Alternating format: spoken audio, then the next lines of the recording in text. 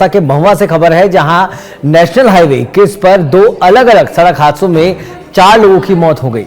जानकारी के अनुसार पहला हादसा कुंभ स्नान से लौट रहे श्रद्धालुओं की बस पलट गई, जिसमें 2 महिलाओं की जान चली गई। वहीं दूसरा हादसा पाटोली गांव के पास हुआ, जहां एक तेज रफ्तार ट्रक ने बाइक को टक्कर मार दी। इस हादसे में भाई बहन की मौके पर ही मौत हो गई, जबकि उनके पिता गंभीर रूप से घायल हो गए। वहीं पुलिस मामले की जांच में जुटी है।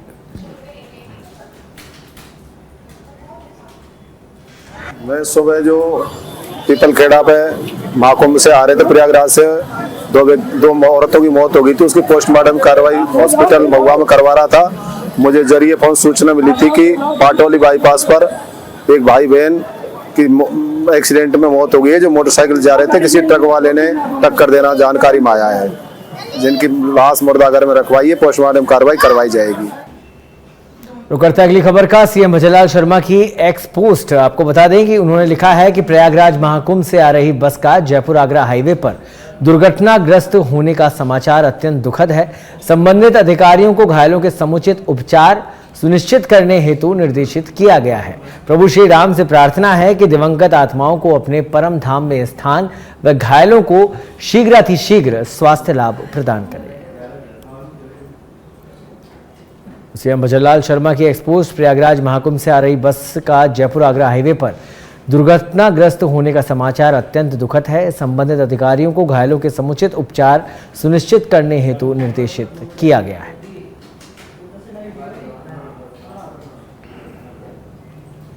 खबर जयपुर से, जहां राजधानी में पहली बार भूमिगत केबल चोरी घटना का खुलासा हुआ, जहां ठेकेदार रात के अंधेरे में सड़क खोदकर दे रहे थे बीएसएनएल को दोहरी मार।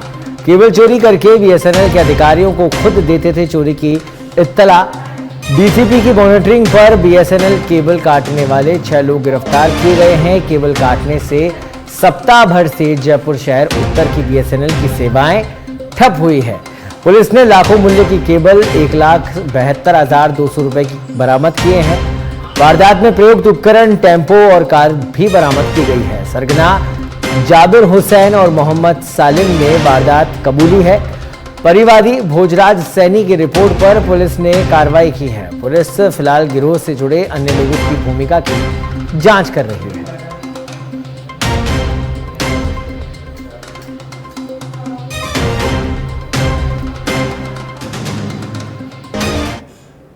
खबर कोटा से है, जहां कोटा उत्तर नगर निगम बोर्ड बैठक निगम सभागार में शुरू हुई। बैठक में कांग्रेस पार्षद का जोरदार हंगामा हुआ। कोटा उत्तर निगम पेश करने जा रहा 700 करोड़ का बजट पेश करने से पहले ही जोरदार हंगामा यहां हुआ। कांग्रेस बोर्ड में ही कांग्रेस पार्षदों का हंगामा हुआ।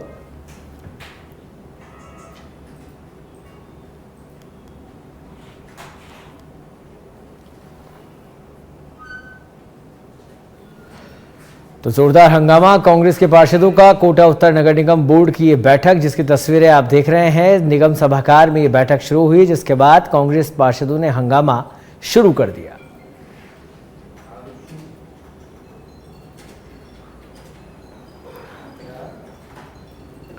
झुंझुनू के चिड़ावा से बड़ी खबर है, जहां रास्ता खुलवाने की मांग को लेकर जाम लगाया गया। अतिक्रमण होने के कारण कटानी रास्ता बंद है।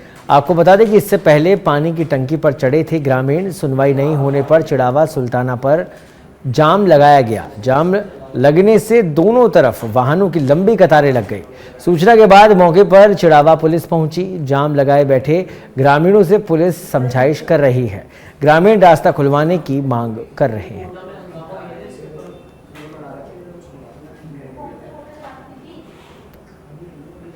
तो जाम लगने से दोनों तरफ वाहनों की कतारें लग गई। चिड़ावा झुंझुनू की तस्वीर। रास्ता खुलवाने की मांग को लेकर जाम यहां पर लगाया गया।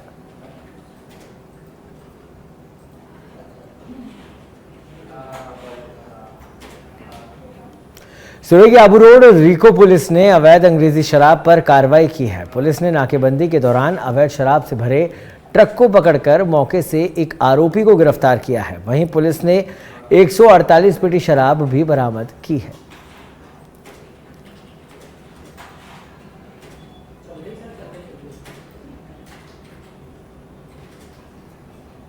और अब सिरोही से बड़ी खबर, जहां सिरोही पुलिस के विशेष अभियान साइबर शील्ड का अच्छा प्रदर्शन देखने को मिला। साइबर शील्ड के तहत 16,50,907 रुपए रिफंड करवाए गए। 2 साइबर अपराधियों को भी गिरफ्तार किया गया। अभियान के तहत 35 लाख रुपए कीमत के मोबाइल भी बरामद किए गए हैं। 35 लाख रुपए कीमत के मोबाइल बरामद हुए हैं।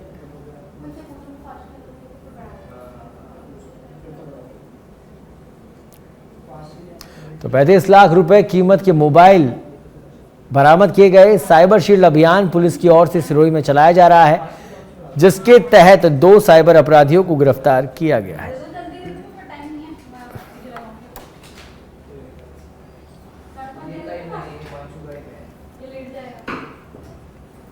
रुक करते हैं अगली खबर का। करौली के हिंडौन सिटी से खबर है, जहां श्री महावीर जी थाना इलाके में दबंगों की दबंगाई सामने आई। क्षेत्र के गावड़ी मीणा गांव में जेसीबी से तोड़ दिया एक गरीब का आशियाना। हाथ जोड़कर गिड़गिड़ाता रहा गावड़ी मीणा निवासी अमरलाल जाटव, लेकिन दबंगों के इशारे पर जेसीबी चालक ने रिहायशी मकान तोड़ दिया। हजारों रुपए का घरेलू सामान नष्ट हुआ। गांव के ही करीब 1 दर्जन लोगों पर दबंगाई का आरोप है। श्री महावीर जी थाना पुलिस फिलहाल मामले की जांच में जुटी है।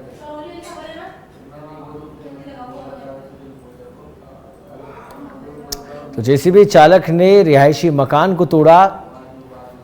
आपको बता दें कि श्री महावीर जी थाना इलाके में दबंगों की दबंगाई की तस्वीर, जहां बेखौफ दबंगों ने एक गरीब का मकान, एक गरीब का आशियाना तोड़ दिया। हिंडौन सिटी करौली से खबर है और तस्वीरें वाकई में बेहद परेशान करने वाली है कि किस तरह से लोग अपनी दबंगाई दिखाते हैं और एक गरीब का आशियाना तोड़ जाते हैं। फिलहाल सबसे बड़ी बात यही है कि अब पुलिस क्या कुछ कार्रवाई कर रही है और इसका मुआवजा इस गरीब को किस तरह से मिलता है, यह भी देखने वाली बात होगी। जेसीबी चालक ने रिहायशी मकान था ये, जिसे तोड़ दिया। श्री महावीर जी थाना इलाके में दबंगों की दबंगाई की ये तस्वीर।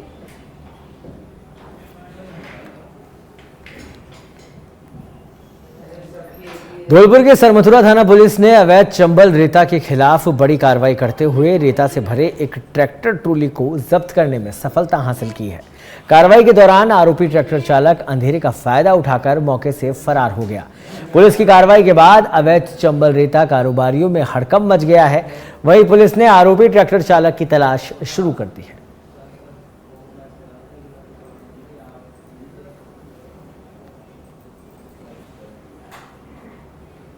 खबर सिरोही से है, जहां बीच सड़क पर भिड़े पालड़ी थानाधिकारी और हेड कांस्टेबल। रोहिड़ा पुलिस थाने में तैनात है हेड कांस्टेबल समय सिंह, लेकिन पालड़ी थाना क्षेत्र में जाकर थानाधिकारी के साथ ही बदतमीजी कर दी। बजरी के अवैध खनन को लेकर दोनों के बीच तू मैं हुई, लेकिन देखते ही देखते दोनों ने एक दूसरे के कॉलर पकड़ लिए। दोनों के बीच झड़प हुई। थानाधिकारी की नेम प्लेट टूटी। मौके पर मौजूद लोगों ने दोनों के बीच बचाव भी किया। एसपी अनिल कुमार ने त्वरित संज्ञान लिया। थानाधिकारी और हेड कांस्टेबल दोनों को सस्पेंड किया गया। एसपी ने पूरे मामले को लेकर विभागीय जांच भी शुरू कर दी।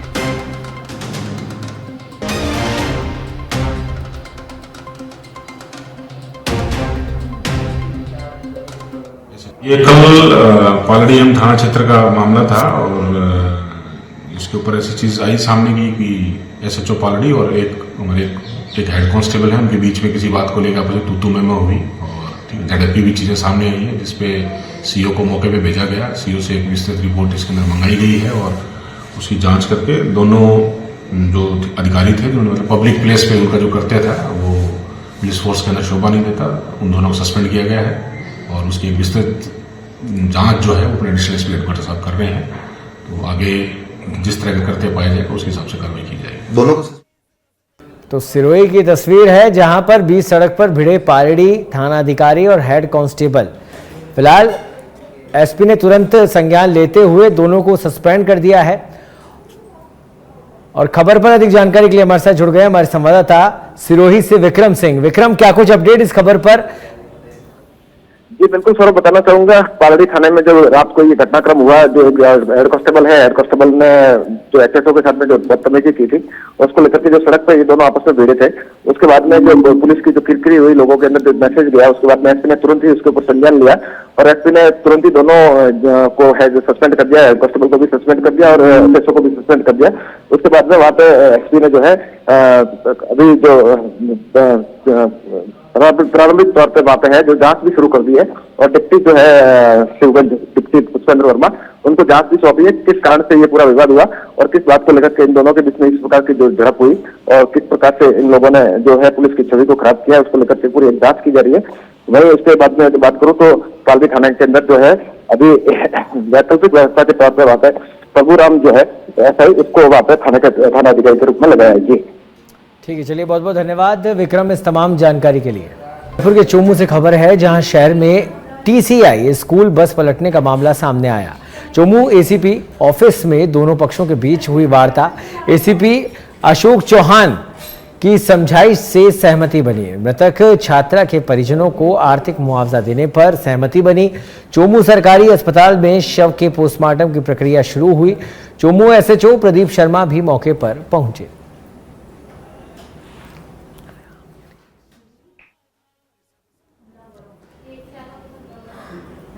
आज सुबह की जो घटना है बेहद दर्दनाक घटना हुई। स्कूल की बस बच्चों को लेकर के जा रही थी और बस दुर्घटनाग्रस्त हुई, पलट गई।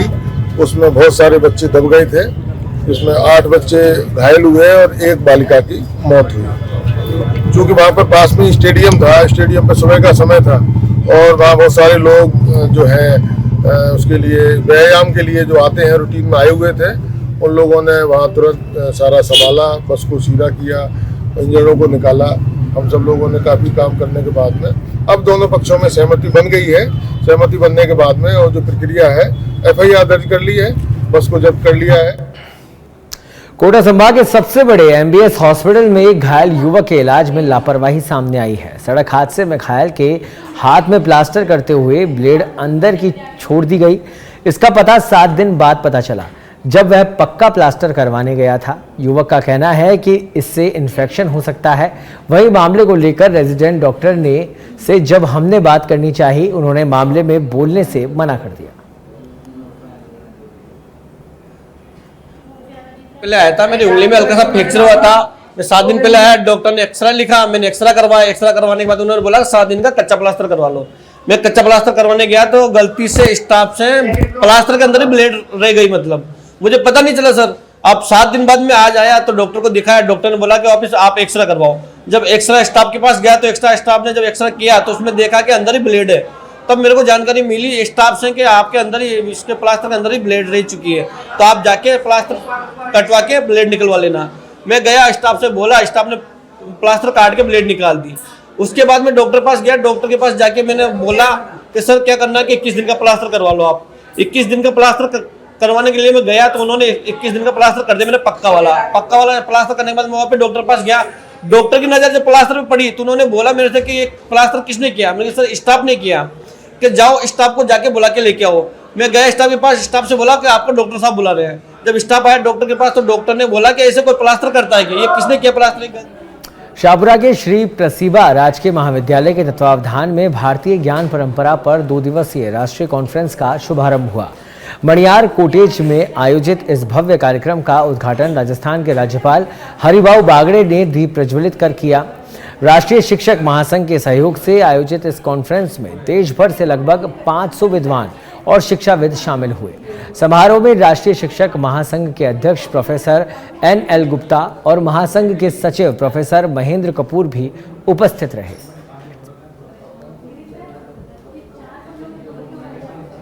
आप सबको विदित है कि मौजूदा राज्य सरकार ने कुठाराघात करते हुए शाहपुरा से जिले का दर्जा समाप्त किया है। तो आम जन भावनाओं को और शाहपुरा जिला संघर्ष समिति को समर्थन देते हुए आज हम सभी 5 पार्षदों में, जिनमें 2 हमारी महिलाएं साथी शामिल है और एक निर्दलीय साथी भी हमारे साथ है, हम इस्तीफा देकर राज्य सरकार के इस फैसले का विरोध करते हैं और मांग करते हैं। आप सबको विदित है कि मौजूदा राज्य सरकार ने कुठाराघात करते हुए शाहपुरा से जिले का दर्जा समाप्त किया है। तो आम जन भावनाओं को और शाहपुरा जिला संघर्ष समिति को समर्थन देते हुए आज हम सभी 5 पार्षदों में, जिनमें 2 हमारी महिलाएं साथी शामिल है और एक निर्दलीय साथी भी हमारे साथ है। हम इस्तीफा देकर राज्य सरकार के इस फैसले का विरोध करते हैं और मांग करते हैं कि शीघ्र इस छापरा जिले का दर्जा पुनः बहाल किया जाए।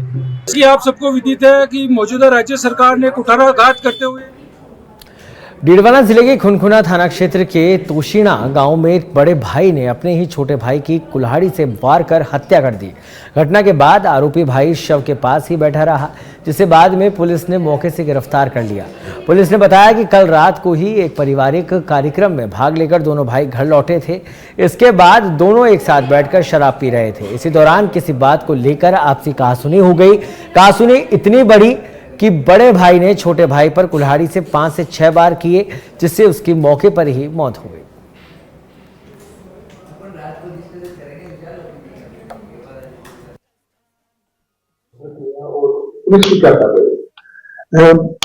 कमलेश है, तोशीना का रहने वाला। इसने परिवार देख के मुकदमा दर्ज कराया कि मेरे पिताजी सरवन राम का कल रात्रि के समय मेरे बड़े चाचा, जो बड़े पिताजी हैं, चैना राम के साथ झगड़ा हुआ और इस झगड़े के दौरान मेरे बड़े चाचा चैना राम ने मेरे पिताजी सरवन राम के सिर में कुल्हाड़ी से वार किया, जिससे सरवन राम की मृत्यु हो गई। चैना राम को हमने गिरफ्तार कर लिया है और सरवन राम का पोस्टमार्टम करवा के डेड बॉडी। कोटा जिले के मंडाना थाना क्षेत्र में मानसिक तनाव के चलते युवक ने सुसाइड की कोशिश की। युवक ने खुद पर डीजल डालकर आग लगा ली और पेट्रोल पी लिया। झुलसी हालत में युवक को कोटा के निजी हॉस्पिटल में भर्ती करवाया गया। घटना ग्राम पंचायत मांदलिया के हनौतिया गांव की है, जहां युवक के सिर के बाल, गर्दन, छाती, दोनों हाथ जल गए।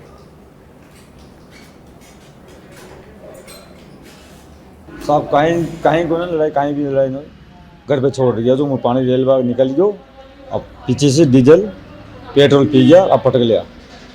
कोई बात नहीं, राजी कुछ है सब। पहले वही 2 दिन पहले पेट दुखाया था ना, पेट में दर्द हो रहा था। कुछ बीमारी को नहीं थी, परिवार में कुछ भी को नहीं थी। सास ससुर में सब राजी भी जी सब कहीं को ना लड़ाई, कहीं भी लड़ाई नहीं, घर पे छोड़ दिया। जो और खबरों में आगे बढ़ते हैं, रुक करते हैं बड़ी खबर का। आपको बता दें कि मुख्यमंत्री भजनलाल शर्मा का जालौर दौरा है। नरसाना से रवाना होकर हेलीकॉप्टर से पहुंचे भादरूणा। एमएलए जीवाराम चौधरी के माताजी के निधन पर श्रद्धांजलि उन्होंने अर्पित की करेंगे। आपको बता दें कि बड़ी संख्या में पुलिस के आला अधिकारी मौके पर मौजूद हैं। तो एमएलए जीवाराम चौधरी की माताजी के देहांत पर उन्हें श्रद्धांजलि अर्पित करेंगे मुख्यमंत्री भजनलाल शर्मा। बड़ी संख्या में पुलिस और आला अधिकारी मौजूद हैं।